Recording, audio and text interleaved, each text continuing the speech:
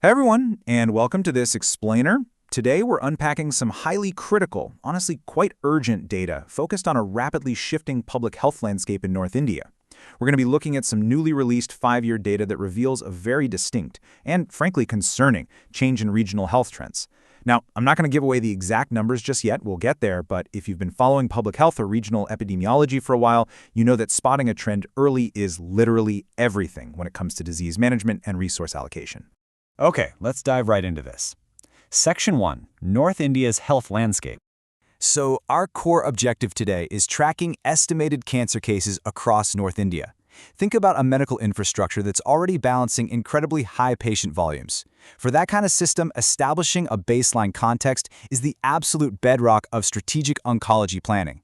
Monitoring these estimates basically dictates where regional cancer centers need immediate expansion, how supply chains for specialized therapeutics actually have to scale up, and where we need to deploy targeted screening initiatives, right?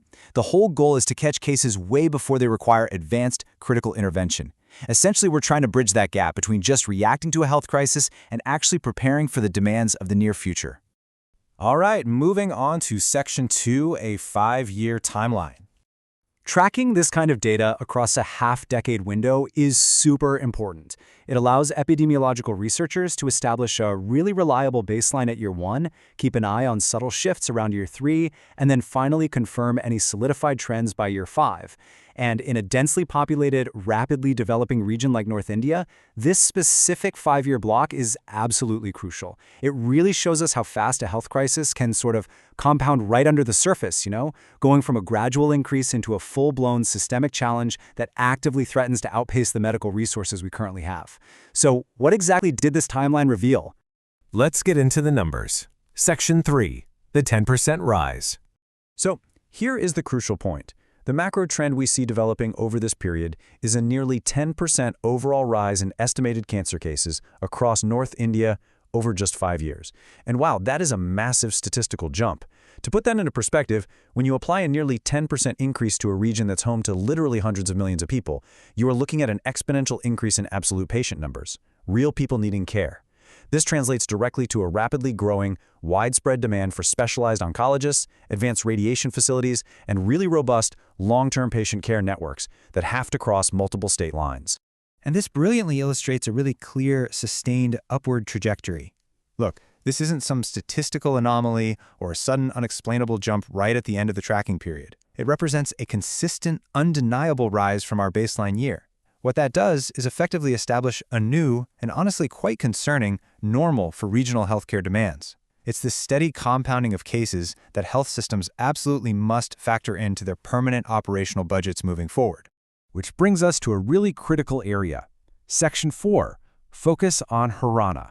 While the broader North Indian region saw that general rise of nearly 10%, the data pinpoints the state of Haryana as a severe outlier. Haryana actually experienced the sharpest spike in cases in the entire region, significantly outpacing the areas right next to it.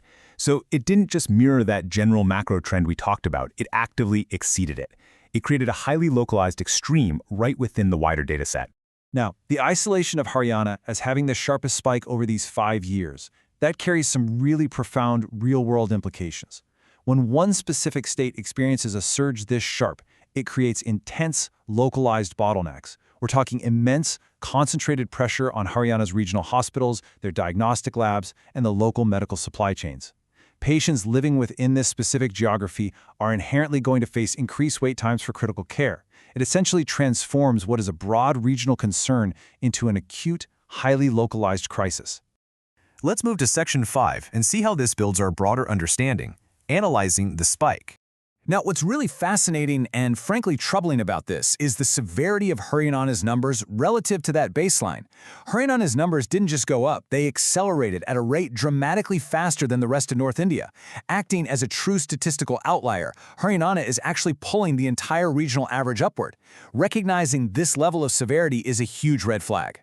It signals to health officials exactly where immediate, disproportionate resource allocation is required if we want to prevent systemic failure in these most heavily affected zones. So, by tracking this 5-year regional data, we've successfully gone from recognizing a broad, nearly 10% macro trend all the way down to isolating Haryana as the true epicenter of the surge. And this macro to micro analysis, it's exactly how health officials and policymakers identify where immediate, targeted resources are needed the most. It allows the medical community to, step away from generic wide net funding and instead deploy specialized oncological support directly to the geographic areas that are flashing the brightest warning signs. Which leaves us with a highly provocative question to ponder.